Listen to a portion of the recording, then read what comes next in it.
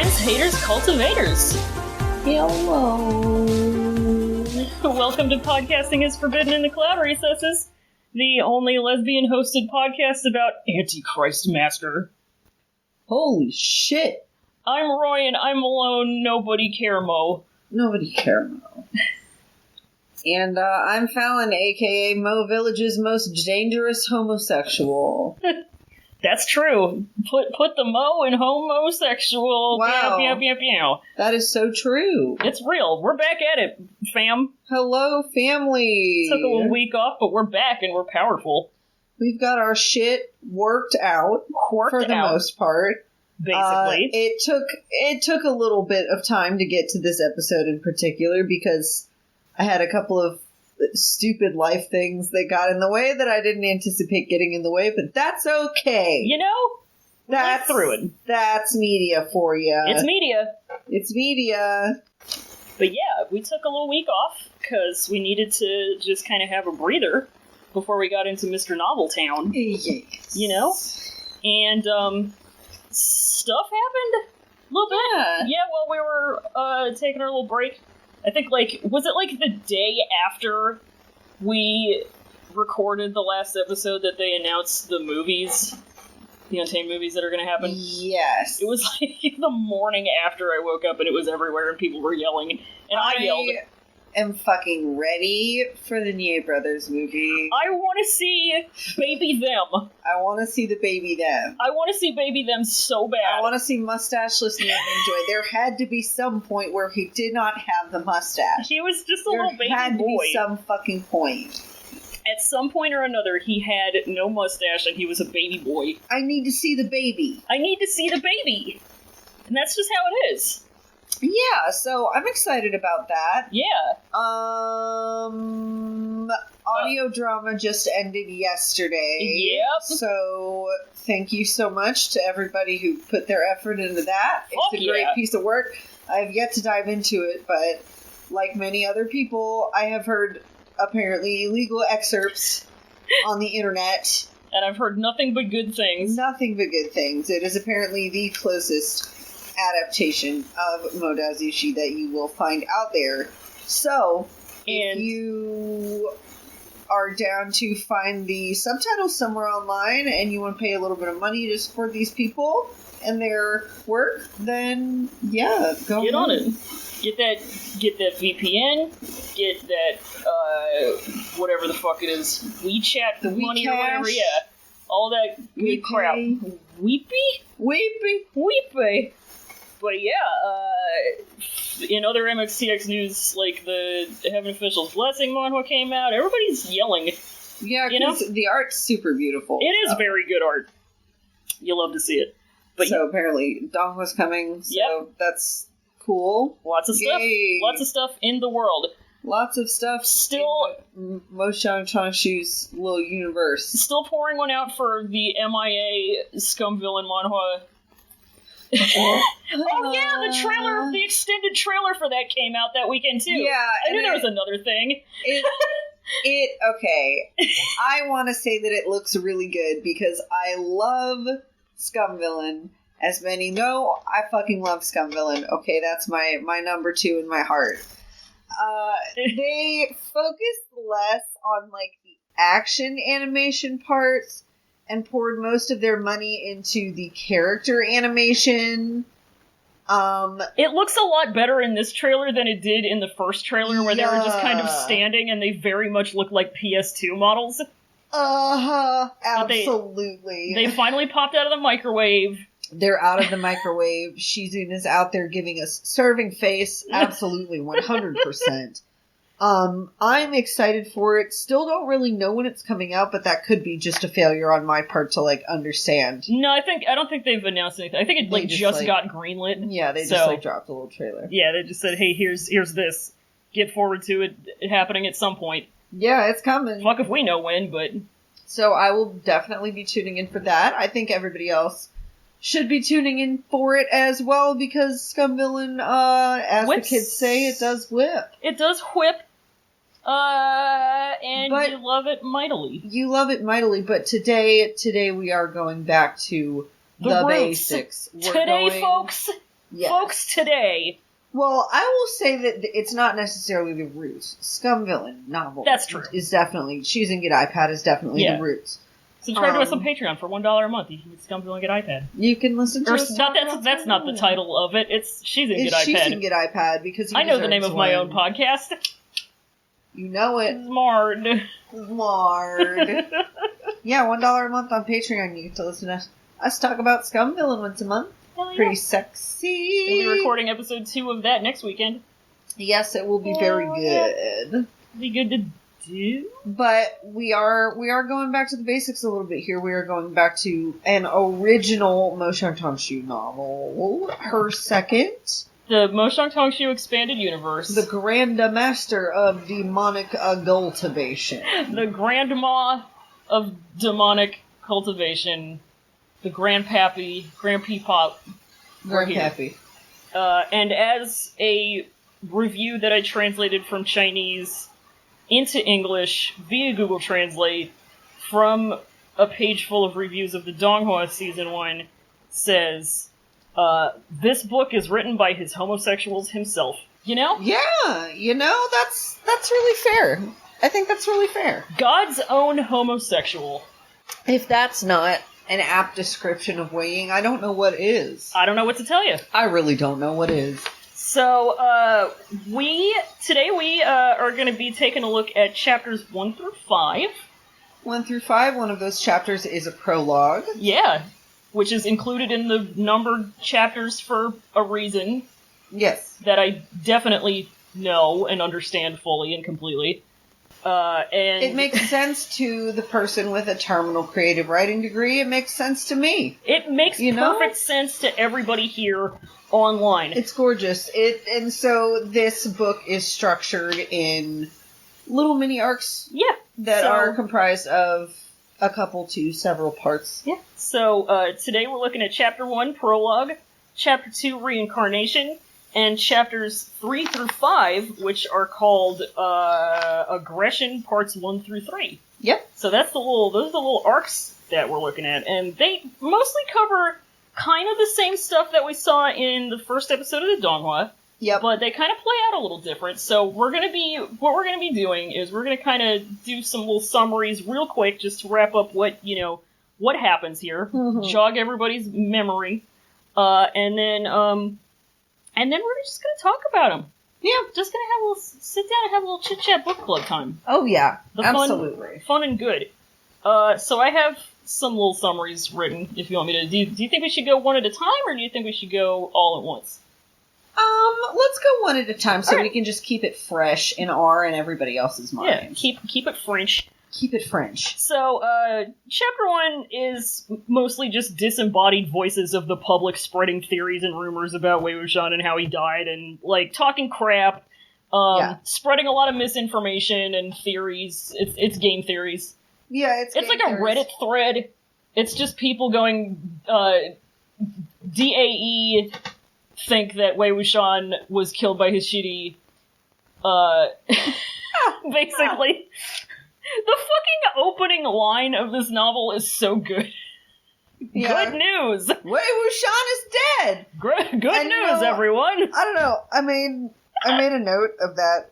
It's fun. It's just this novel and its adaptations, for the most part, it's interesting because it starts by spoiling itself. Yeah. The main character, they dead. He's dead. The way it's framed, though, makes it so that even though we already know what happened and how it came to happen, what we're interested in now, from the get-go, is seeing the story unfold. Yeah. Getting to see how it came to this point. Yeah. So I think that's kind of cool, the way it was structured. Yeah, and I like that it opens with this, just all these random, unnamed, undescribed, faceless throngs of people just talking smack, because it just, because that's such a big part of the novel as a whole. Oh yeah, we love a theme. We love a theme of people being easily swayed by public opinion and talking out of their asses. Not being able to tell what is misinformation and what is the truth. Yeah. I think it's very interesting, yeah. Yeah. there's, like, a bunch of shit that I had either forgotten or that I, like, never realized. Same. Which is just gonna be a recurring thing. Speaking of themes. Yeah, we love the theme of a forgetful lesbian. We love the theme of dumbass. Like, I forgot that it wasn't... Because, like, when you read the, summary of the novel on fucking wherever, it says something about how Wei Wuxian was killed by his shitty, and, like... Fucking, like, the third paragraph in, the people start arguing about whether or not that's true. So It's not like, I forgot that it wasn't, like, universally accepted. No, yeah, it's left pretty vague even in the whole novel itself as to how he actually died. I think that was probably just a convenient way to get new readers in, being like, oh my god, his shitty killed him. Yeah. You know? So, I don't know. I think that was probably just convenient for them. Yeah. I like to think about, like, I know this isn't how it started, but I like to think about, like, how that rumor came into being in, like, canon verse. Like, right. Like, Guangshan comes down from the hill, and everybody's like, well, what happened? And he's like, well, he's dead. And everybody's like, so you did it, right? And he's like, sure. Why not? He's like, not making comments at this time. Thank you. Please speak to my publicist. I have a sword to get onto now. Goodbye. Goodbye. I have to be angry for the next 13 years. Yeah. You know, you can't just come to a man in mourning like that. It's just disrespectful. And the funny thing about these interactions is that it's mentioned in the text that it only takes a day of Wei Wuxian being dead for the vindictive rumor mill to start. I mean, he's Mr. Big Yeeling Bad Boy. Everybody hates him. Everybody knows him. Everybody hates him. Everybody is holding up a sign that says, fuck be to Yeeling Patriarch. And his ass is huge. His ass is huge. His brain is huge and so is his meat. But, you know, it's all dead now, so it doesn't fucking matter anymore. His dead, enormous ass. His huge, enormous, deflated bubble butt. Jesus Christ. Once juicy. Once rotten. Juicy. Oh no, now torn to shreds. An ass once juicy, now an empty grave. An ass once juicy, now an empty grave. The peach, destroyed, taken down to the seeds from which it was wrought. Rip. There's like a bunch of speculation about the fate of his soul or whatever. People are like scared that he's gonna come back to life and haunt them and be evil. But he just doesn't come back. Yeah, he takes a distinct 13 years to not do that, wasting everybody's time. Yeah, wasting everybody's time vibing by himself. Vibing in the afterlife. I mean, of course we don't know whether he was vibing or not. It's just like, he couldn't be summoned. Nobody could summon him, so like, what the fuck happened to his soul, right? Yeah. And it's fun that we got to see a little bit of that. Just like, you know, he was just fucking chilling, bro. He's just chilling. He's just chilling. Completely. He's just cooling. Numb. Yeah. I have become. So, do you want to go to chapter 2? Because the chapter 1's the shortest one in the entire novel. It's just a little poot of a chapter. Just a little poot of a chapter. So chapter 2, Reincarnation. Wei Wuxian, who, the previously stated dead man of Wei Wuxian, wakes up getting his ass kicked by a snotty teen, and he realizes he's in somebody else's body. The teen beating him up, and getting some servants to ransack his crap shack is accusing him of being a snitch. And the teen leaves, and Wei Wuxian assesses his shit and finds, like, a record of the guy whose body he's in now, who is Mo Xuanyu. And that backstory kind of makes up the rest of the chapter. And, so that's pretty much that chapter's summary. He just wakes up getting his ass kicked and then says, this is me now. It's just him, and, you know, it's really disrespectful, like, the fact that Mo Xuanyu summoned Wei Wuxian as a villainous ghoul, he's not, he's so confused, he's like, what the fuck, you got the wrong one. I am not the one. On top of that, he also didn't even have the decency to perform the spell correctly. Like, the complete lack of respect just has me speechless. He couldn't hop onto Google. Mo Xuanyu do not get iPad. Oh, yeah. Mo Xuanyu lack iPad. So basically what most of this chapter was focusing on was a lot of stuff that we did not get to see in the Donghua because it was difficult for the Donghua especially to be able to translate Wei Wuxian's inner monologue to the screen, which takes up a fair amount of the novel itself. Yeah, which is just kind of the nature of the beast when you're adapting something from a written form into a TV or whatever. 100%. But before we get into like the bulk of the chapter, which is about how much Mo Xuanyu's life sucks ass. Yeah.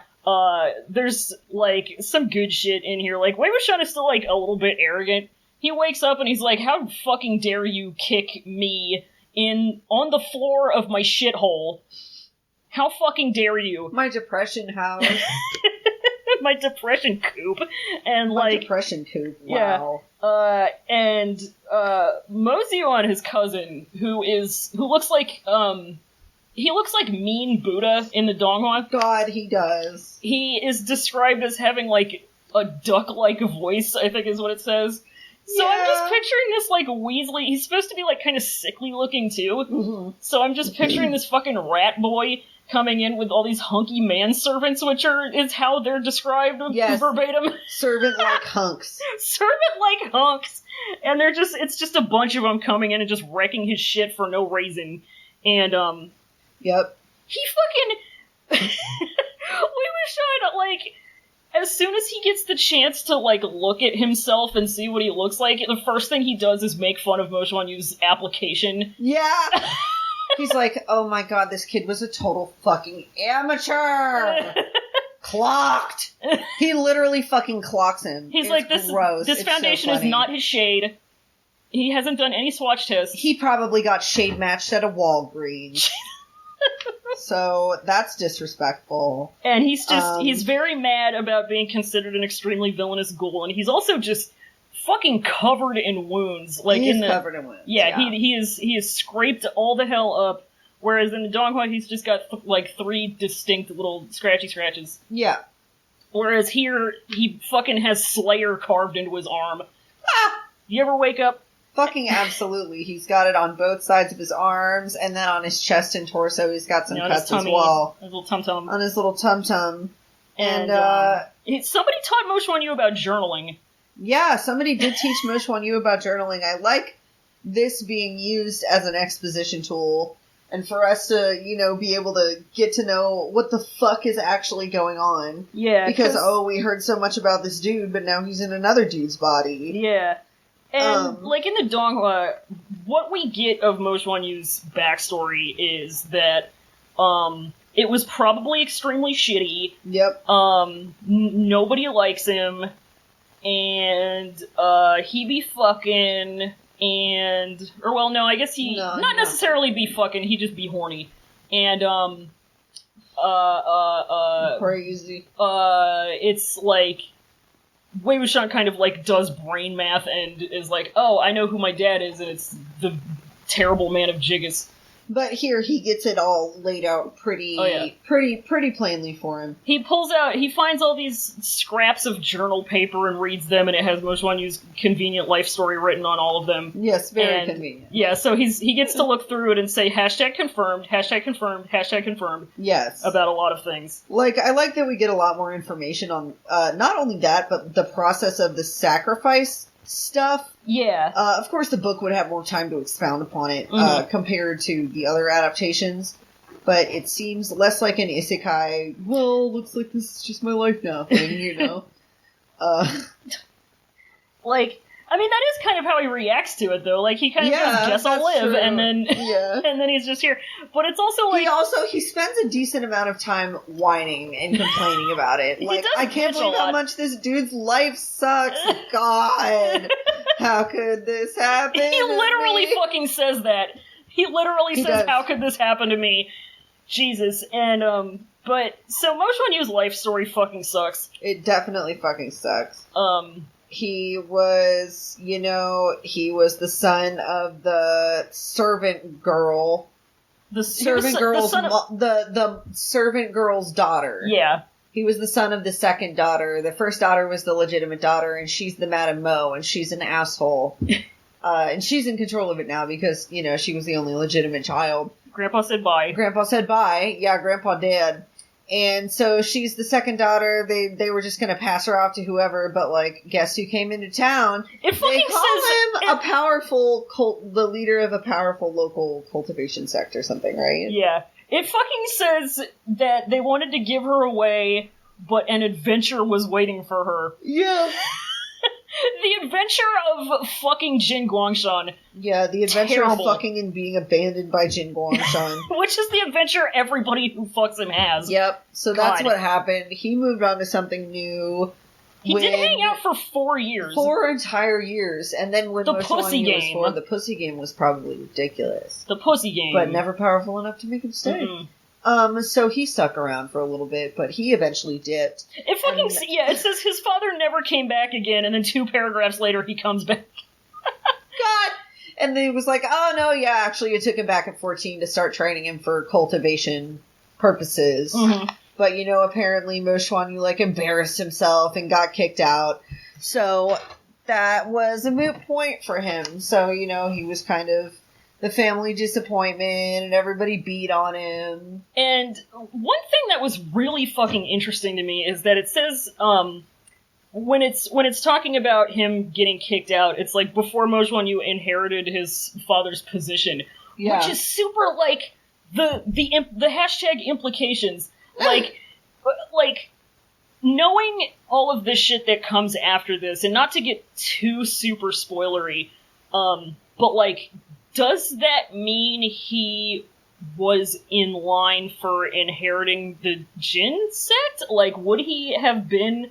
Like, he doesn't have the name yet, but, like, it seems like if that hadn't have happened, it could have been that, like, Jiggis maybe favored him more, and maybe would have legitimized him, and then made him, like, you know, not the front runner. Obviously, Jin Zixuan is going to take that, but, like, if anything happened to him, he'd be next in line. Right. Which is super interesting.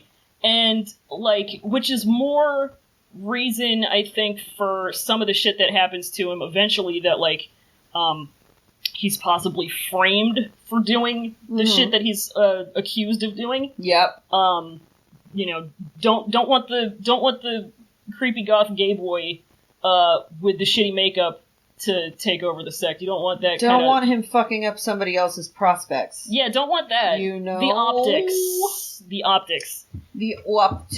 But it's super interesting to me. The international implications of it are very, the intercultural, intercultivation, intersexual implications. I don't know what the word for intersect relations would be.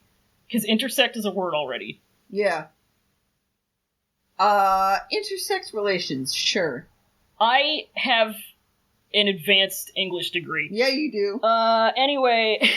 So it says that Mo Xuanyu comes back from the Jin sect, and it's almost as if his life was scared out of him, so he came back haunted. Yeah, he #haunted, #broken. Boy's haunted. Gotta throw the whole boy out. Yeah. And, which is where... #damaged. #damaged. #twisted. Wei Wuxian, this is where Wei Wuxian is like, yes, the telltale sign of gay, bad makeup. Bad makeup. I also love, I will bear, it does stand to mention that it was said that Mo Xuanyu's mom choked to death, and it's nice to know that it's not only Victorian literature that can come up with ridiculous ways for women to die. Choked? She just choked to death, like, out of nowhere. She was like, and she just died. Because she was embarrassed. And ashamed. You ever have such bad secondhand embarrassment? Wow, it just, like, closes your windpipe. Yeah. I mean, sometimes, but, like, it hasn't killed me yet, unfortunately. That is what's going to kill me. I'm positive. True. If you ever force me to go to a musical, like, that's what's going to happen to me. Damn. I was gonna make you come to Hamilton with me. Well. Woo! Gotta want me dead. Go down together! But so he comes back haunted, and, the dead giveaway of him being gay is his bad makeup. And it's like, so the reason that he got kicked out of the Jin Sect is that supposedly, him gay, which is a fact. Yep. Fact. And the allegations against him is that he was a sex pest, basically. Yeah. And then he came back haunted, and he's the biggest disappointment in Mo Village. And he got a case of crazies, and that's where he's at now. Yeah, everybody hates him. That's where he's been for about 10 years or so. Totally sucks. You hate to see it. Yeah, so Wei Wuxian has way more time to languish in his new body in the novel, and I'm living for it. But, there's also a part in this section where, like, it's talking about how, when Jiggis came back to get Mo Xuanyu, Madame Mo, like, tried to haggle him into a fucking BOGO deal to get Mo Xuanyu in there. It's like, it's not like buying cabbages. The fucking BOGO boy. God! But that didn't work because he was like, no, Mosey, you want is too much of a bitch. Yeah, he's like, no, I got enough on my plate already. Yeah. So, there's like a little bit kind of in this area about Mo Xuanyu often switched in and out of being a maniac. Yeah. Which, like, all of this talk about him being #quasi, #damaged, #twisted. Yeah. Is like, what is the definition of that in this universe? What is a quote-unquote lunatic, They as don't they call ever it? say. Yeah, what is that? What does that mean? Is it just that, like, I mean, there's a lot of possibilities. Yep. He's got a lot of frantic, very anxious writing. Yeah. Where he's venting because somebody taught him journaling, like we said. He might just be like, I don't know. I think the closest that we could come to diagnosing him in a modern day sense would be maybe like bipolar depressive. Maybe. Just bipolar straight up. Who knows? Yeah, like, he's definitely, like, I can definitely see him having, like, severe depression, because there's a part somewhere in here where it's talking about how, like, when everybody beats on him and, you know, picks on him and everything, he doesn't fight back ever. No. He just deals with it. He just tolerates it, yeah. Which is, like, a mood, to Definitely. me. Like, sometimes you just don't, you're just like, you know what, fucking do it, I don't care. Yeah. I can also maybe see him suffering from, like, delusions, maybe. Yeah. Due to, like, PTSD or Oh, something. yeah. Oh, PTSD fucking huge. PTSD 100%. Like, I have a very, like, I guess this is something that we can re-examine in something like 50 chapters, but, I have a #theory, that, I need to watch The Untamed because I think they either heavily alluded to it or outright confirmed it. But I have a theory about why he came back as #damaged as he did, in particular, on top of all of the other shit. But that's pretty much, like, the chapter ends with Wei Wuxian going like, dude, the fuck is wrong with you? And, like, just kind of examining his new self in the mirror and going, wow, sucks, bro. Yeah. Sucks to be you. 100% sucks. Sucks to be you, but I'm different. God! Rip to me, but I'm different. Rip to me, but I'm different. Here's my thing with it. So then we go to chapter 3, which is the first part of our first little arc that we get. Aggression. Part 1, chapter 3. So, summary here. Wei Wuxian explores outside Mo Xuanyu's crap shack. Some servants come to give him some nasty food, and he overhears them flirting and talking about how it's haunted. So, he goes wandering around and barges in on the Mo family, meeting with a bunch of cultivator teens from the Lan Sect. And, they're here to do Ghostbuster shit. Wei Wuxian makes a scene about Mo Xuan stealing his things, and, knowing that Madame Mo, and, nobody can, like, abuse him in front of their guests, he's, like, he makes this big whole scene, he keeps accusing him, and he's like, you steal my shit again, I'm gonna chop your hand off, and, a lawn boy kind of breaks it up by telling everybody to just, stay out of the courtyard tonight while they work. Later on, Wei Wuxian is fucking around, and he sees that the lawn boys are using some tools that he'd invented, and he reflects on that and, like, bees smug about it. And he runs into one young man who tells him to leave for his own safety, and he acts a fool about it, and then we find out that boy is Lan Jinyi, and Lan Sishui comes up, and he tells both of them to cool it. Wei Wuxian is impressed with what a good boy Sishui is, so he's like, alright. And then a bunch of servants come out of nowhere making a ruckus and talking about they gotta kill the insane murderer, and that's the chapter. Yep. So yeah. This one's kind of the first, this is where the shit starts to pop off, as they say. One of the first things that happens is he had forgotten how to be hungry. Yeah. He forgot about hungry. He gets up and he's like stumbling and he's like, what the fuck? He's like, what is wrong with this shitty body? There's no cultivation cord controlling it here, so what the fuck is going on? Why can't I control it? And he's like, oh yeah, that whole human hunger thing. Shit. I forgot about hungry. Like he's just been dead for so long it doesn't even occur to him anymore. And then he gets mad about his resurrection not being badass. He's like eating this shitty rice. Yeah, he has so much time to languish in his new body in the novel. And he just sits there sulking. Yeah, he just fucking sits there sulking after the servants finish like flirting and giving him his food. Yeah. He gets it's just fucking funny. And then he goes out, he scares the shit out of the servants, and then he goes making an ass out of himself in front of everybody. Yeah, he gets to be a little bit more of a dick here than in other adaptations. He fucking says, I heard my name! I heard my name. Yeah, it's probably a credit to Mo Xuanyu's good exposition that it's already pretty emotionally fulfilling to watch him kick a bully down. He just straight up kicks this dude into the ground. It's great. And I just love reading Wei Wuxian go hog fucking wild and fully commit to his role, you know? He's committing to the bit. We get to see him really lean into it. He's like, okay, so he's supposed to be a lunatic. I'll fucking do it. I don't even have my reputation to worry about anymore. Let's go, baby!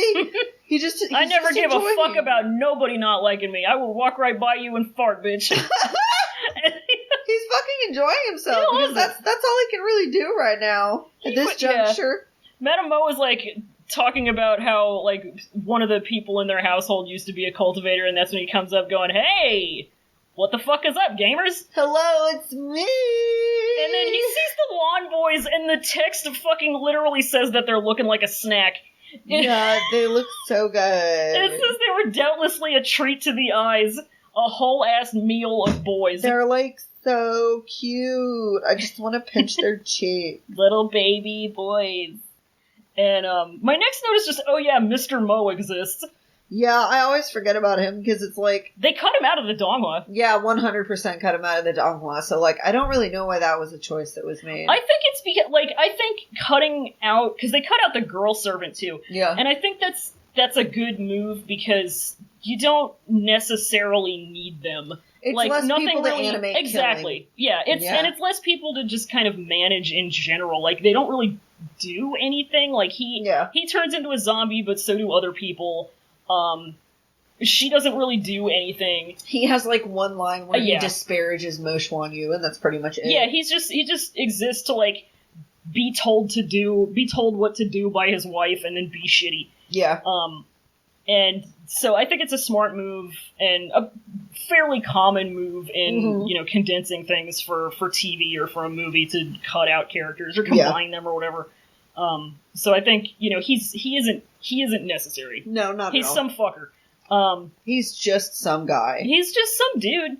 And then Madame Mo just, openly in front of everybody is get back inside your abuse cage where we keep you to abuse you. Yeah, pretty much. Hello? Are you sure, bitch? Girl. This scene where he's making trouble, he says a lot of shit. Yes, he does. Some of it isn't great. No, it's not.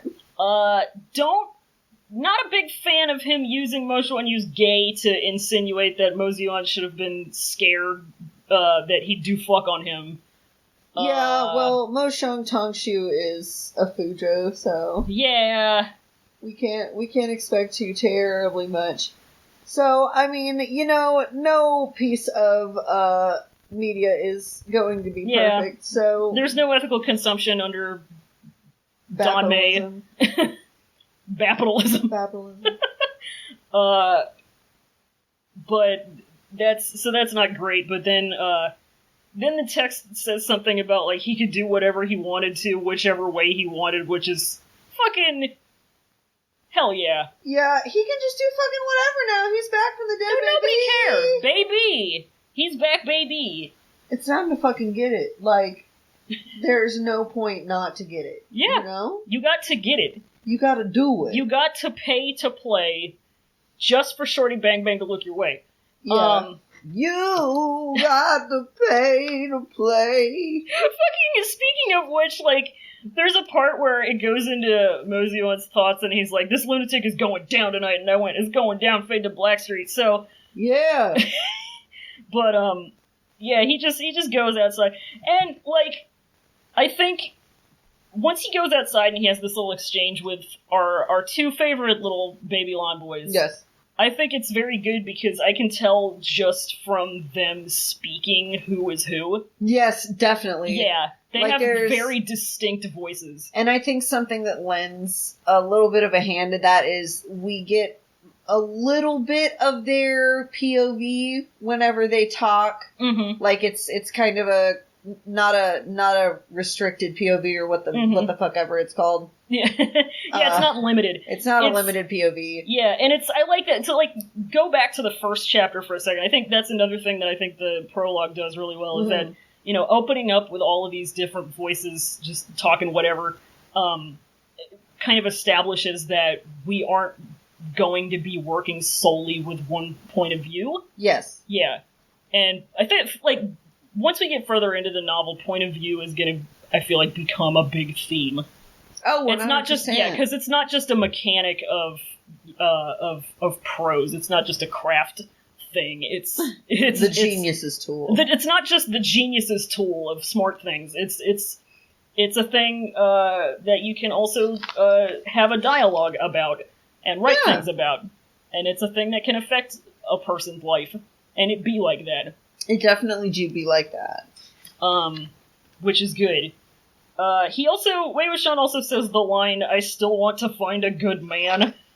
Yeah, that's, I mean, don't we all? He's just embracing the role. He really is leaning the fuck into it. He thinks he's committing to the bit, but he also doesn't realize how gay he is. Yeah, he's just using it as an excuse for himself at this point, in my opinion. You know, moving right along. So, Chapter 4, Aggression Part 2. So, Mo Xuan has been found dead in courtyard. He'd stolen a Phantom Attraction flag, which is one of the things that they have out in the array, which is the reason that the lawn boys were like, don't go out in the courtyard. Literally the reason. These things are zombie magnets. Literally zombie magnets. Zombly. And, so he'd stolen one of those just like he was told not to. Yep. And the condition of his corpse mean he clearly died from corpse. But Madame Mo makes a scene and blames Mo Xuanyu. And one of the cuts on Wei Wuxian's arm has healed, so he's like, alright, well, I guess I got revenge on one of these guys. Yep.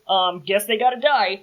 The lawn boys are, like, too lawn to call her out, so Wei Wuxian steps up and he does it instead, which just makes Madame Mo angrier. So she gets her husband to, like, get everybody out, but he's acting kind of weird. He gets kind of shuffled off by some servants, and in kind of a moment when, like, nobody's able to see, he dies too, and another wound disappears from Wei Wuxian's arm. Mm-hmm. The lawn boys start to panic because shit's going down, something real weird's up, and it's kind of above their skill level, it's above their pay grade. So they decide that they need an adult, so they call for backup. But it's going to take anybody from the lawn sect at least, like, an hour to get there. So they're like, fuck. Meanwhile, Wei Wuxian is just kind of, like, trying to decide what to do, because he doesn't want to throw down with any of the senior lawn disciples, and, like, he doesn't want to run into any of them on the, you know, in case he remembers them from back when he was in his original hymn. But he also can't leave until the rest of the Mo family is dead, so he just spends the rest of the chapter being mood emoji. Yeah. Just chilling. So, one of the first things that happens in this chapter is Madame Mo straight up tries to murder Wei Wuxian. Yeah, she's got a dagger and she tries to hit him with it, and it was Genie, I believe, who's like, excuse me! Excuse me! Hello! Just about to murder in front of us. In front of God and everybody. She's about to fucking do it, and that's fun. That was not a thing that was in the donghua, so like, watching her, she was fucking ready to do it, bro. Oh yeah. She had fully convinced herself that Wei Wuxian was to blame. Mm-hmm. That Mo Xuanyu was to blame for Wei Wuxian, Ziyuan's death. Yeah, the Wei Wuxian, formerly known as Mo Xuanyu. Was Mo Xuan keeping one of the flags on him in the donghua? He was? Okay. Yeah, it was like tucked into his robe. So they kept that pretty consistent, but Wei Wuxian was a lot more self-assured when he took it out in the donghua, and this one he was just kind of like taking a shot in the dark. Yeah. And he ended up pulling out the attraction flag. Mm-hmm. Which they fucking describe Mo Xuan as like just kind of he's just this weird spoiled kid who never gets disciplined. Yeah. And like, not to get too real, but he kind of reminds me of your cousin. Yeah, just super weird and entitled. Yeah. And just like never sees consequences for his actions. Yeah, just sees things, says he likes them, and decides that they're his. Yeah. Wow. Yeah, pretty much. Oh man. They keep fucking describing the Phantom Attraction flags as black flags, and I'm just like, I mean, black flag good. Black flag is good to me. To me. What would Henry Rollins do? Henry Rollins would definitely try to attract as many corpses as possible and have a fucking party. Henry Rollins get flying sword. Henry Rollins become cultivator. Henry Rollins Songju. Wow, what a niche thing, huh? Henry Rollins cultivate to immortality. Sect Leader Rollins. Sect Leader Rollins. Grand Immortal Sect Leader Rollins. Proud Immortal Rollins way. Proud Immortal Rollins way. So Mo Xuan like went and stole one of these flags because he thought it looked cool. Yeah. He wanted a black flag shirt. Yep. And he, quote unquote, was still wanting to square up with Mo Xuanyu. So he went out to get revenge, but was an idiot about it, so he died. And then my next note after this is, watch me do this the right way, talks shit and acts a fool. Yeah? Oh my god. Cause like, the Lan boys, Sishui and Jingyi they're just getting berated by Madame Mo, basically. Which, there was a lot less of that in the donghua, so she's just basically beating on them. And like, Wei Wuxian is like, oh my god, you boys are pussies. Like, I understand because you're Lans, but you're pussies. Yeah, they're just standing there like, I don't know what to say right now. It's like, he's like, watch me step out. And he goes off. Like, it's so fucking funny. He's such a fucking savage to Madame Mo, though. Like, he saw her berate the Lan babies and his paternal instinct went, not on my watch. Not on my watch. He said, couldn't be me. Couldn't be me. Oh. And he just goes off on her, and he destroys her with logic and reason. He destroys her with logic and reason. But unfortunately, at the end of the day, they still have an evil spirit to take care of. Yeah. And people keep dying. And the main reason that she thinks that he did it is because Mo Xuan's corpse, weirdly, is, like, missing its left arm. Yeah, it is. 100%. It's missing its left arm. And, like, didn't he say that he would cut off a hand? He had definitely said he would cut off a hand. If he stole something else from him? Yeah. So that's a thing. And so she's used that one fact to irrevocably cement her conviction that Wei Wuxian Mo Xuanyu. Wei Wuxian. Yo! Love that. Is her son's killer, which is just false. It just be wrong. Like in the donghua, like, they make her, to me at least, I like almost felt sympathetic because she's like crying and she's like holding his corpse, and like it still fucking sucks to see, even though she's been horrible and he's been horrible. But here, like, the first thing she does is like try to kill Mo Xuanyu, which is like, alright, don't feel sorry for you. You can die I don't care. You can die, bitch. I don't see if I care. Yeah. Cannon fodder, bitch. And I think that might have been, I don't know, maybe a censorship thing. Maybe them trying to make her more sympathetic instead of just like, oh, here's slight evil character. I don't know. That could just be me putting too much thought into it. I don't know. Who knows? But in the novel, it's definitely her being more aggressive towards him. Mm-hmm. Him just, and then everything happens pretty quick. Yeah, like, in the novel we do have slightly more of an ability to take in just how much havoc is being wreaked in the Mo household. Like, a servant kid is getting choked out by a ghost. Or it got choked out, or whatever, but it's like, in the Donghua, it's like, it happens all in the space of one episode, but like, here we have like 4 or 5 chapters to be like, oh, okay. And and in these chapters, they're like, having to move back and forth between like 2 separate courtyards, and there's just shit going on everywhere, and everybody's trying to call for help, and there's just all this shit going on. It's less confusing to experience in this form, definitely. It sounds like there's a lot going on, but it's easy to follow, so... Yeah. Whereas in like the Donghua, it's like, okay, this has happened, it's like I blink and I miss somebody dying. Yeah. But in the Donghua, they go through a lot in 2 episodes, and one of the things that I hear over and over and over again when I get people into it is like, I'm very confused by the first 2 episodes. Yeah. And it's like, it does make more sense when you go back and watch them after you've watched the whole rest of the season. Yeah. But that don't help you when you're first trying to get into it. It surely doesn't.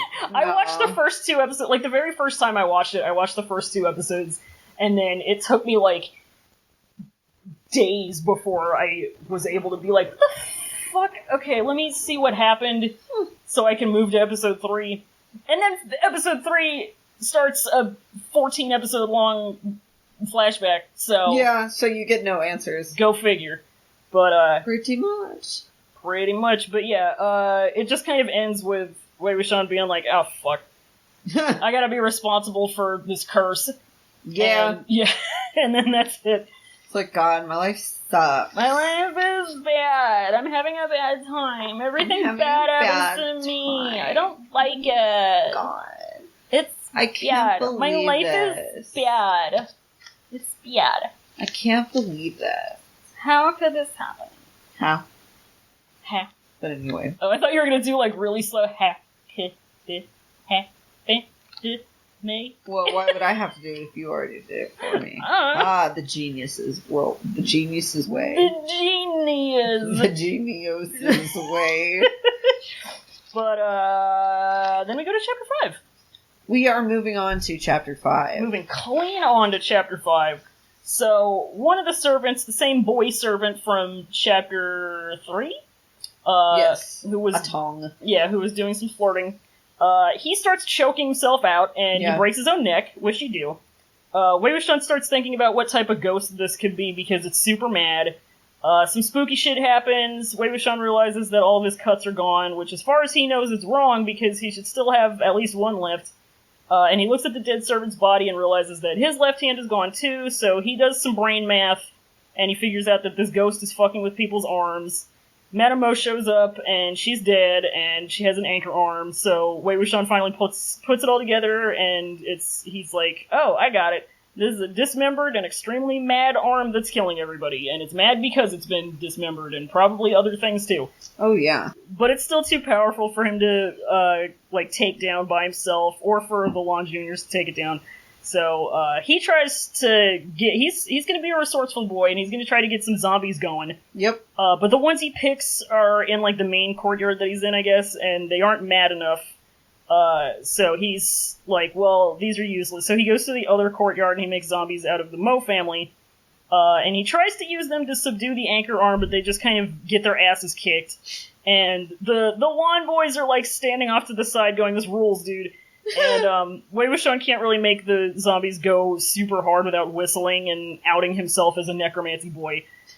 So he's just kind of for a second, he's kind of fuck, what am I gonna do? And then he is about to say fuck it and just whistle, when somebody comes up and shreds a sick Guqin solo does a bong and makes the arm freeze up, and all the Mo zombies' heads explode, and the Lan Juniors go, fuck yeah, Han Guangjun, and Wei Wuxian fucks off back to Mo Xuanyu's crap shack, destroys all the evidence that Mo Xuanyu did an illegal ritual, steals a donkey, and rides off into the sunrise. Yeah, he gets the fuck out of there. He says, goodbye, I'm going to tamper with evidence and about to head out, yeah. About to head out. I'm busting. And my first note for this chapter is there's an invisible man in invisible bed. So, that's kind of how it starts. Invisible man in invisible bed. Yeah, I ain't afraid of no sleep. I ain't afraid of no sleep. I ain't afraid of no ghosts. This guy, so he chokes himself out and breaks his own neck. Nobody kind of realizes that it's an arm ghost until they do some fun gender essentialism, which I don't appreciate. Yeah, they said something about, like, it's, like, too buff to be a woman's arm. Yeah, of course. Women aren't buff. No, women are not allowed to be buff at all. They're not allowed to be big. Nope. Don't like that, but it's gotta be a big, strong, burly man. It's gotta be a big, strong, burly man. This arm does, like... This is how he figures out that the arm is just a hermit crab. Yeah. That's just how it works. Oh, God, it really is a hermit crab. I hate that. And I forgot that he, like, initially fails at necromancy. Because he tries to use all these zombies, but they're too chill. Yeah, they're really just vibing too much. They're not, like, really into it. Yeah. They're like, I don't know, man. Like, he was originally going to wreak some serious havoc, because there were, like, several zombies out there, so I was assuming, like, 6 or 7. He was about to just go hog fucking wild, but, like, they really weren't feeling that kind of energy that night, you know? They were just kind of down That's not their vibe. Sit in the house and drink some gin and watch American Horror Story. Yeah. Like, they're not really out to have, like, a coke-fueled EDM club night, like Wei Wuxian is really wanting them to have. Wei Wuxian is like, I showed up dressed as the Babadook, but it turned out that the zombies had more of a sitting down, adults drinking wine kind of feel. Yes. Wei Wuxian is always the one that comes dressed as a Babadook. Sexy Babadook. Sexy Babadook! Yeah, that's what I'm fucking talking about. But this is where it is hashtag confirmed that nails just do become stilettos when you die. Yeah. They just instantly grow and sharpen to just exquisite points. Yeah, they'll fuck you up, bro. They'll fuck you up. I love the Lawn Boys just staring and watching this fight between this zombie arm and all of these other zombies and just, like, not wanting to say that it rules, but they're obviously thinking, this fucking rules, dude. Oh my god, of course they're 15-year-old boys. Of course so they think it rules. That's one of the things that I love so much about this novel, and just, like, how, like, every adaptation that I've seen so far, it just nails it how teenagerly every teen is. Yeah. They're just so, like, adorably dumb.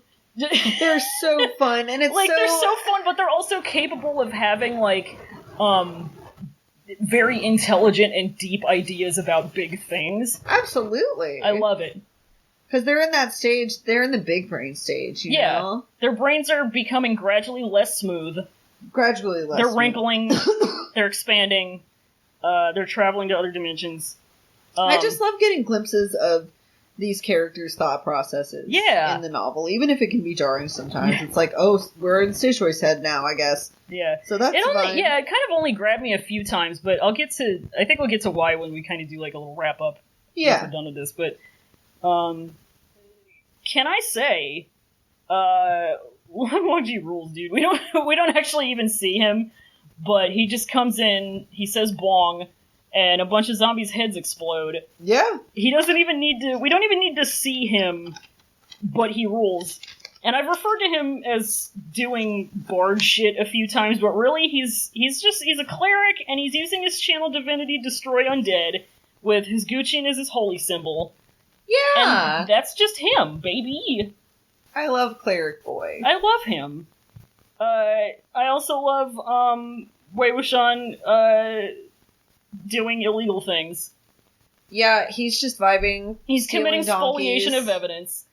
I don't mind stealing donkeys.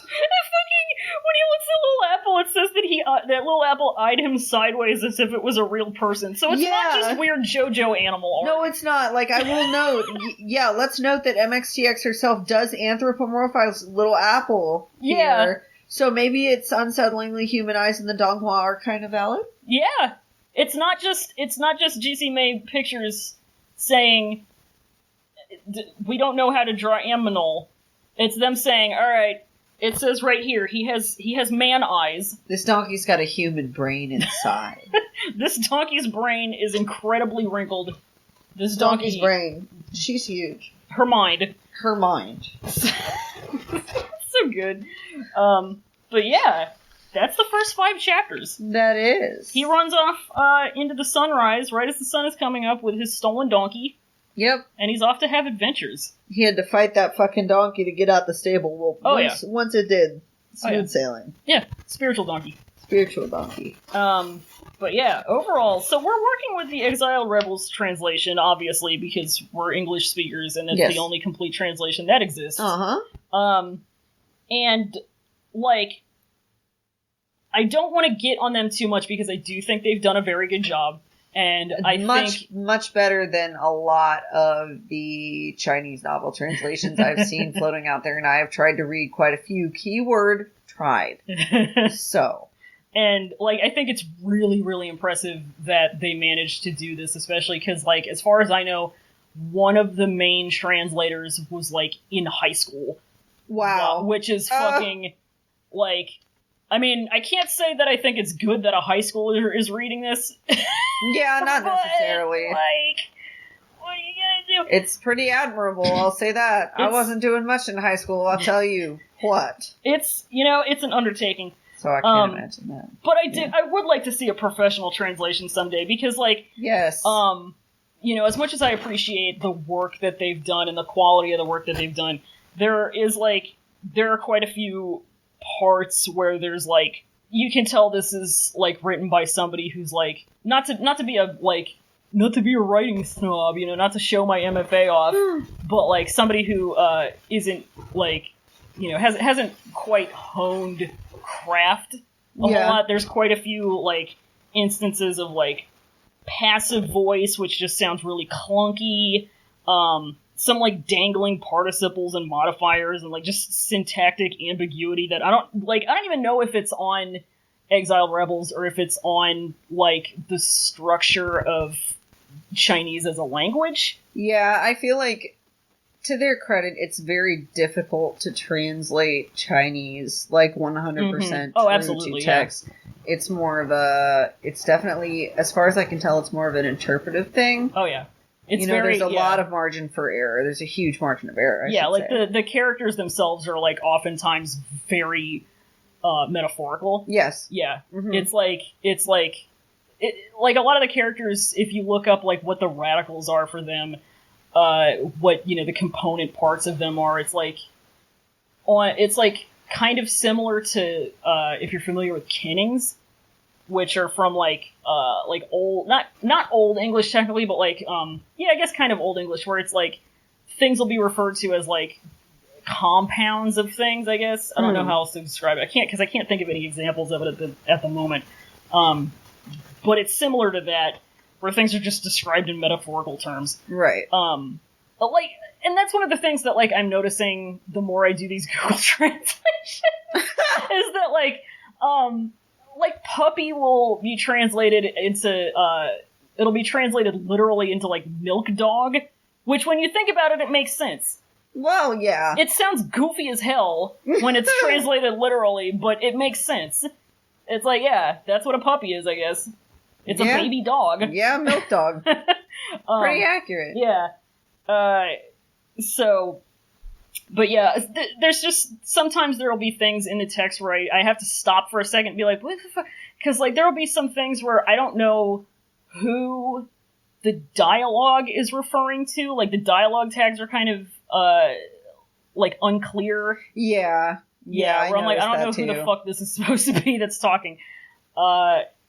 and that can make it kind of difficult to get through sometimes, where I just kind of have to, like, because I have to go back and reread things and make sure I didn't space out and miss anything. Yeah. Which detracts from it a little bit, but, you know, it is what it is. It exists in the form it's in, and it's what we have until we get a professional translation, if we get a professional translation ever. Yeah, you know, it's like you get what you pay for, and this translation was free, so... Where we're gonna have to fucking see everybody be referred to as Childa. Childa. Which fucking makes my brain fall out. No, I can't do that. I can't do that at all. I refuse. But yeah, I mean, I feel like the Donghua did a really good job of... And not to keep going back to it, but it's like, you know, we've already been to it, so... and that was our first experience with all of this. Yeah, it was. So it's going back to, you know, we gotta, you can't not. I know we do harken back to it a lot, but I would say gotta. Yeah, I would say that, I mean, at some point it was overtaken by Untamed, but yeah, Donghua is pretty much the most easily accessible adaptation. Yeah, but I think it did a lot of things really well in adapting this for a visual format. Yeah. Like, we already talked about cutting some characters out. It condensed a lot of stuff. You know, there's some things that it, you know, you just kind of can't avoid when you're going from the written word to a visual storytelling format, which is like, not to bring up the bad show of Game of Thrones, television's Game of Thrones, but like, that's one of the reasons that people always like to joke about Daenerys just, like, standing and looking out a window into the middle distance, is because so much of her parts are just internal and her thoughts. Yeah. And when you put it into TV form, it doesn't translate very well. Yeah. And I would not have liked to see, you know, 15 minutes of Wei Wuxian looking around Melvin's crap shack, reading notes that all have to be translated by Guodong subs. No, it wouldn't have caught me. Yeah, I think I would have been like, you know what, I got better shit to do. Yeah. But yeah, we fucking did that. We hashtagged that. Did. First 5 chapters, buddy. First 5. There's 122 more to go. Woo! Ow! So December 26th, 2020? Oh, that's for the live readings. Oh, shit. Yeah. Wow. Oh. Whew. We'll get there, folks. Just hang in there. We'll get there one of these years. Have this adventure with us. Yeah, we're in it for the long haul, baby. Next week, we're gonna take a look at, you wanna do chapters 6 to 8? Yeah, we can do chapters 6 to 8. Hell yeah. I'm down for that. 100%. It's good. We gonna meet your boy. 100. Yeah, the man is going to emerge. The man is going to emerge. We're going to glimpse him and see him and respect him and admire him and say, I like it. We're going to say I like it. And you are too. If we say nothing else, we Pokemon will say, we like it. We like it. So, good shit. Would you, Ray, like to do the Jesse Man McMinute? Let's do the Jesse Man McMinute. Have you got anything that you'd like me to talk about today? I do, actually. You do? Yeah. Let's have a whirl. Let's take it for a whirl. So, you know, we're looking at a book now. Yes. So just kind of a question, sort of a scenario on my mind. Mm-hmm. And you can take this in whatever direction you feel. You can do whatever you like, TI voice. Here's what I'm gonna say. Jesse get book deal? Jesse get book deal? Jesse get book deal. Wow, Jesse get book deal. Yeah, right. You know... Got that timer going. Jesse get book deal. Now, I don't know. I think that he definitely has an alter ego as a journalist. That's a huge, pretty much confirmed fanon within the community. Mm-hmm. So, you know what? I think that if he got a book deal, he would either want to write anonymously about the things that he's experienced, or he would want to do, like, some kind of expose or something. You know, I think that he would, really enjoy doing that. I feel like there's a part of him that enjoys just going out and doing research and getting his hands dirty in the field, because it harkens a lot to what he does with the whole wet work. Except, you know, he's doing it as a journalist. I feel like he would publish some really good speculative nonfiction journalistic crap. Jesse Blow Whistle. That could be his Milia. He could be Jesse Blow Whistle. Jesse going microfiche. The only good military man to exist. You know? And that's the Jesse Mac Minute 11:45 this week. Hit Can you the fucking thing. cancel, please? There we go. Thanks for nothing, timer. Yeah, absolutely. Thank you for the Jesse Ray. We always appreciate it. I mean, it's my duty and my honor. The duty and the honor. The rhythm and the rhyme. The rhythm and the rhyme. Do you want to do some Google Translate? I got some fun ones. Let's do some Google Translate. So, diving into the novel this week, we kind of didn't really know what to expect. And, Wei Wuxian diving into Mo Xuanyu's body also didn't know what to expect. Yeah. I mean, you come back from the dead, having already reconciled with your own death, which is an interesting philosophical question, to be honest. And then you come back and you're like, alright, what do I do now? You know? Pretty much. But, so he comes back and he's a little bit confused. So, I have kind of some excerpts that just sort of baffled me. For one reason or another. So these first two, I've had these ones hanging around for a long time. Right. So I have no context for them other than I think they were from Chinese. Okay. I do not remember situations. I don't remember what they're referring to. The first one, I don't even know who's talking. That's cool. But... We'll figure it out. Yeah, so here's this first one. I feel like these thematically, one way or another, relate to this episode. So, why don't we just start with this first one?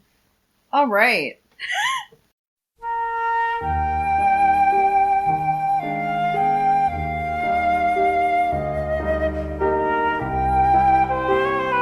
Shit! You don't have the ability to hide. Spicy chicken! It's stupid not to hide. Isn't it just? I would call someone I liked Spicy Chicken. Spicy Chicky. Spicy Chicken. Hi there, Spicy Chicken. Hi, Spicy Chicky. Hi, Spicy Chicken. Little Spicy Chicky. I like it. I think it's cute. It is cute. I don't know what the fuck is going on, but I like Spicy Chicken. I do like Spicy Chicken. It could also be like a derogatory thing. Yeah. No, just like dumbass Spicy Chicken. Kind of a Pisces one. Don't know what the fuck is going on, but I do like to see it. Alright, so this one also, fuck if I know. I don't know how you want to handle this, punctuation here, but I'll let you decide. So in this equation, let be equivalent to question mark. This? Why don't you play cards according to common sense? Exclamation point can be. Wei Wuxian simply wanted to pick up and give him a crit. Wei Wuxian simply wanted to roll a nat 20. He wanted to just give him a nice little constructive criticism for his artwork. Why don't you play cards according to common sense? No unsolicited criticism, please. This is my first time doing this. Yeah. This is my first time playing cards. And I personally think that they might have tried really hard, but this is out of character because Wei Wuxian definitely would play cards without common sense. He's played shuttlecock without common sense before, too. He counted all the way to, what was it, 3,000? Something like that. Skipping like 102 each time because he was trying to lie to children, so you ever just fun. Lie to children because it's funny to you? You ever just enlist your husband to help you lie to children and he totally does it? Anyway, it's good and fun. That's a fun one. So this last one, this one's gonna work a little bit differently because I got it from Wattpad. Okay. But the thing is, so first off, we've already talked about how Wattpad is a terrible website that's poorly designed. But one of the things about Wattpad that makes me want to die the most is that it doesn't let you just copy and paste shit. Oh, Jesus. So what I had to do with this one, and this one was from Burmese, which was interesting. And Google Translate at least in the, engine that I was using on my phone, didn't have that as a language that you could translate from. Wow. So I had to find a different translater to use this, to get this one. So this one is from Burmese, and I had to make a screen cap of it, of the Wattpad, literature. So this is what I have. And I have absolutely no idea what's happening in this one. I don't know if this is supposed to be like a modern AU or what. I couldn't figure it out even when I was reading this last night. Wow. So, just have fun with this one. Just kind of go for it, I think. Be patient. Anyone who has ever had eye contact, in parentheses, very angry. No punctuation at the end of that. End of paragraph. Little by little, they came to the children's playground. You see a flute sitting on top of a playground. When they found them, they put a bell in the belt, and the man who had come down, just down, came out of the darkness. C choice. Interviewer? What? I really don't, I mean, I'm sure the translation service really tried, but I don't understand that whatsoever. I'll tell you one thing. When I make eye contact, I am, parentheses, very angry. I hate doing it. I do hate to make eye contact. You're totally right and valid. This sounds like a fucking choose-your-own-adventure game. You see a flute sitting on top of a playground. Turn to page 122. What do you do? What do you do? What would do? Then you go to the page and you put a bell in the belt, and the man who had come down, just down, comes out of the darkness. What?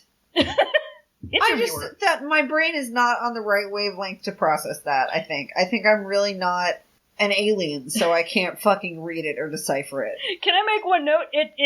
You did read it Sishways, but the way it's spelled is Shizways, so... It is Shizways. Whoever that is. Shizwees. Shizwees. Shizwees. That's my best friend, actually. That's my Shizwees boy.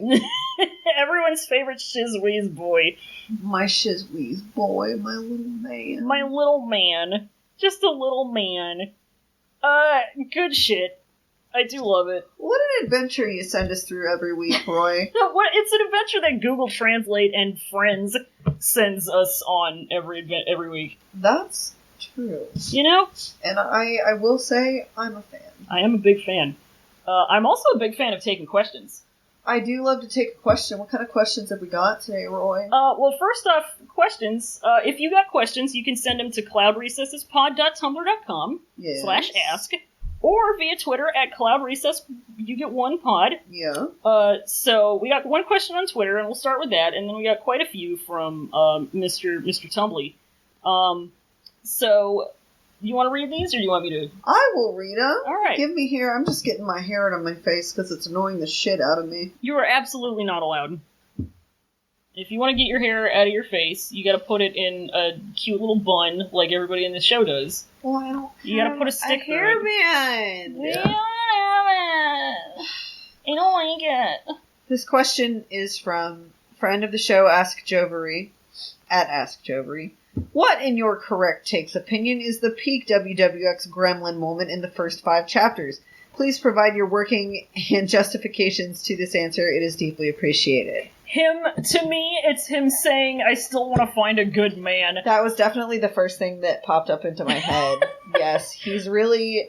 He's the fact that going he's whole hog with it. Yeah, he's leaning into it. He's going hog fucking wild. He's very committed to the bit. He's living the bit. He's a method actor. It is campy as fuck. He's not afraid to just let these bitches know. Yeah. Ja feel me? So I think that was definitely a good hashtag gremlin messy moment. Boy moment. Messy gremlin moment. Just, how dare you? I'm trying to get that dick. Make it good. Make it good or I'll call the cops. Come the fuck on. Come the fuck on. So thank you for that. Yeah, appreciate. So now we're gonna go over to Mr. Tumbles. Alright. Captain Nocturnal Wanderlust said, Hi! I love the show. It's one of my few outlets for MDZS. Me too.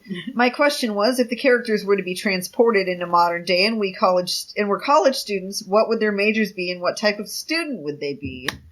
Wow. A bitch really loves AUs, if I'm being real. A bitch, we're about to out ourselves as being the AU havers. We have 100% AUs. Okay, so we have one AU in which Lan Wangji and Wei Wuxian and Wei Wuxian are both music majors. They're in Lan grad Wangji, school. They're in grad school. Yeah. Wei Wuxian he wants to be a conductor. And Lan Zhan wants to be a composer. Yeah, a conductor and a composer working together. And so that's nice. I like them being music majors. I can also see them as being in medical care. I can see them just being in STEM in general. Mm-hmm. I think they would be in STEM. Either they would be in STEM or Wei Wuxian would drop out a year into a STEM degree and go do his own thing. Because the pressure would get to be too much. But now I'm thinking about that too hard, so. I feel like he's the type of bitch who could he could major in anything and succeed at it. Yeah, just would. Education in general just comes really easily to him. He'd get in a lot of trouble for other things, but he'd have a really high GPA. Yeah. Because he's just good at that shit without even having to try, like Roy. Shut up. Why? I'm not even, disparaging you. You're so weird. You're not weird. You're not praising me out loud. How dare you? You're just very good at the studies. And you don't goof off half as much as he does, though. That's true. Who else? Who the fuck else exists in this fucking series? Zhang Cheng. Yeah, Sect Leader Rude Boy Sandu Shengsheng Zhang Wanyin. Zhang Cheng would want to be. I think he would want to be. I wanted him to be a physical trainer. Oh my god. A personal trainer. Mr. Workout Boy. Mr. Workout Boy. Mr. Workout Boy. Or just in control of something. He could be a kung fu instructor. I love that. Huaisang is an art major. That's obvious. Yeah, obviously. Very There's obvious. no other choice. Yeah. Either an art or a drama major. Yeah. Yeah. He's doing his thing. He's doing his thing. He's just vibing. Jin Xuan is a business major. Yeah. He's a business major, but he also has a SoundCloud career. Yeah. He's a SoundCloud producer. That's just his side gig, though. That's where his heart is. Jiggy is a psychology major. Yeah. He'd be thinking. Bitches stay thinking. Bitches stay thinking. Wow. Bitches stay studying the human mind and understanding. Wow her mind. Wow her mind. Whom? Anybody else you want to maybe touch on? Lan Shichen is already a professor, and he's only 26 years old. Oh yeah. Oh yeah. He gets the thing that I used to get when I was teaching, when I was an adjunct, where he goes to the front of the class and sits at the professor's computer, and all of the students are like, that's where the professor sits? And then he stands up and starts handing out a syllabus, and they're like, oops. Oh my god! Has that really happened to you? Yes, I've told that story 500 times. Holy shit! God. Yeah, that was one of my first semesters teaching. Oh, Jesus. It sure was a thing. Definitely a thing. Definitely was a thing, Sometimes.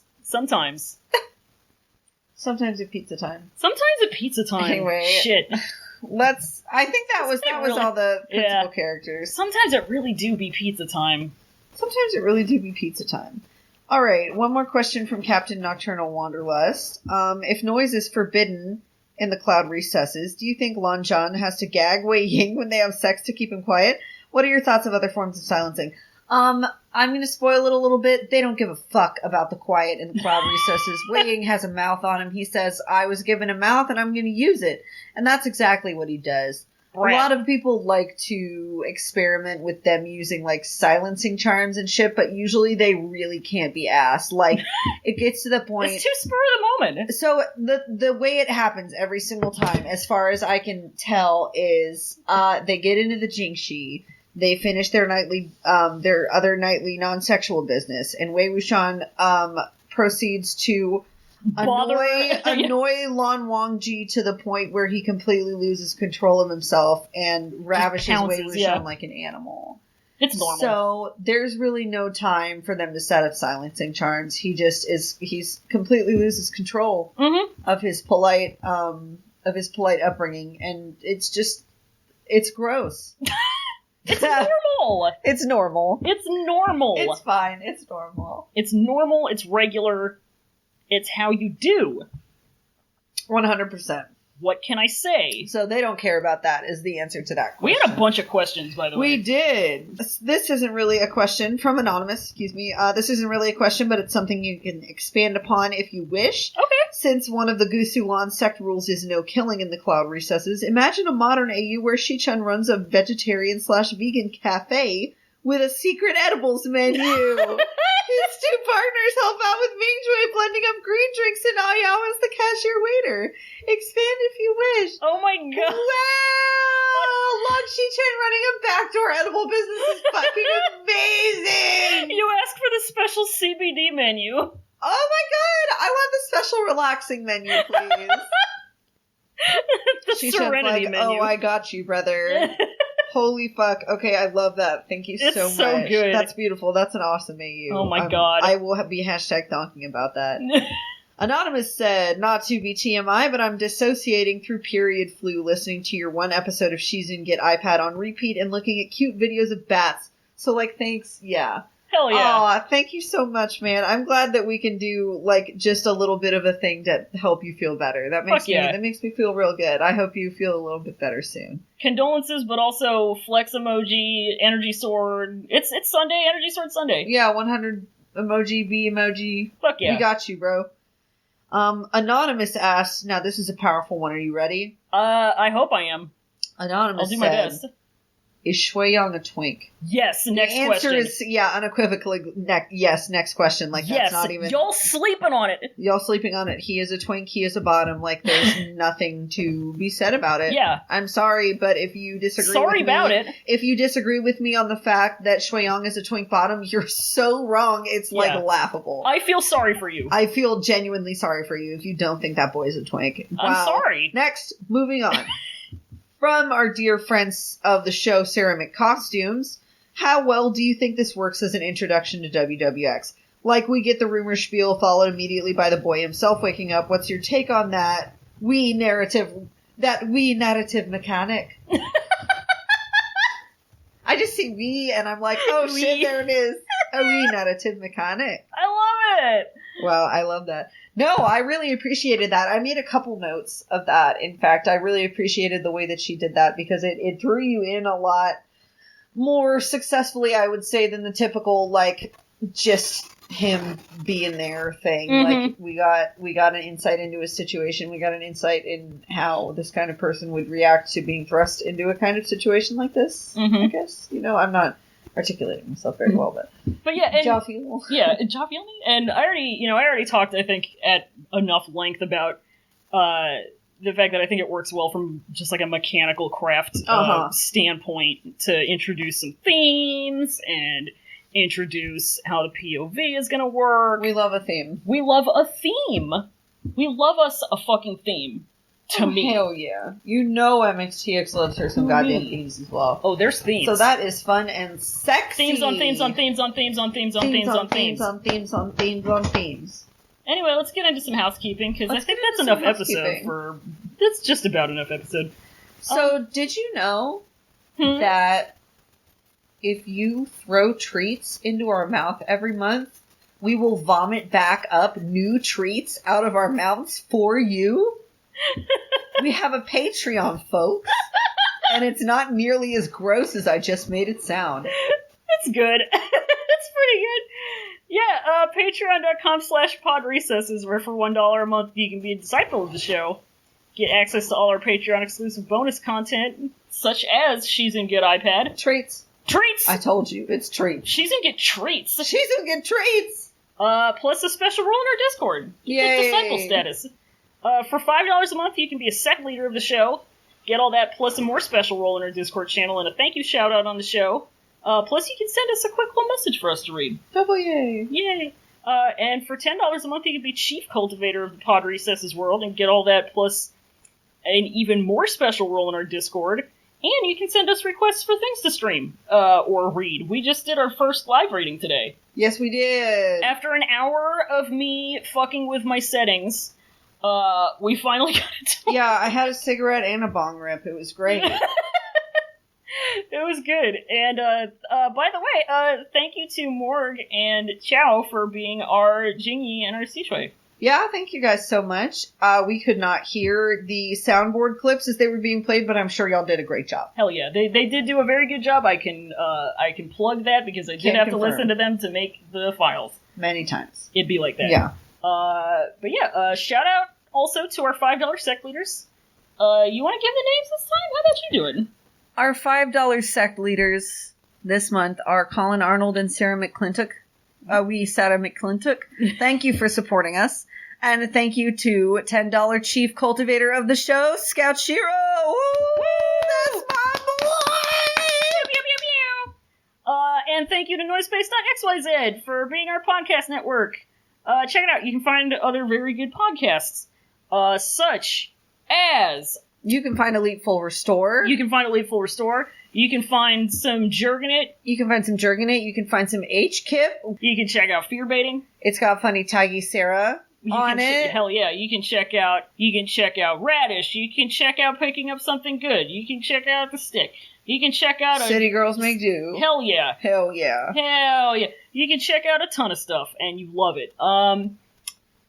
Thank you. So, Matt, thank you to Sect Leader Matt of the Noise Space XYZ podcast. Matt told you you are a real one. A real one. A real day one. A real day one kind of motherfucker. Absolutely. Hell yeah. Once again, I'm Roy. I'm on Twitter at SemperFunny and also at Yeeling Hypebeast, which is my MXTX side blog.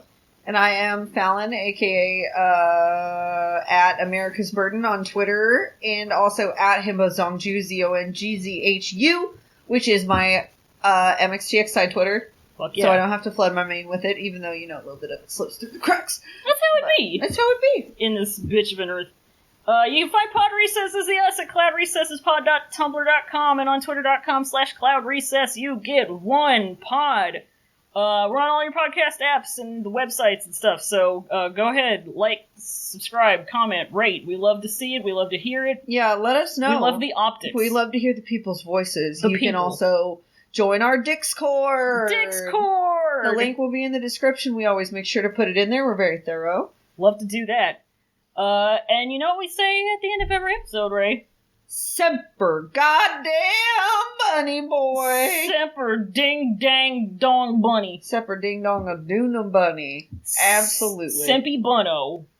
Man accused of Sempi Bono. Man accused of Sempi Bono. Peace out, folks. Semper bunny, folks. Bye. Bye.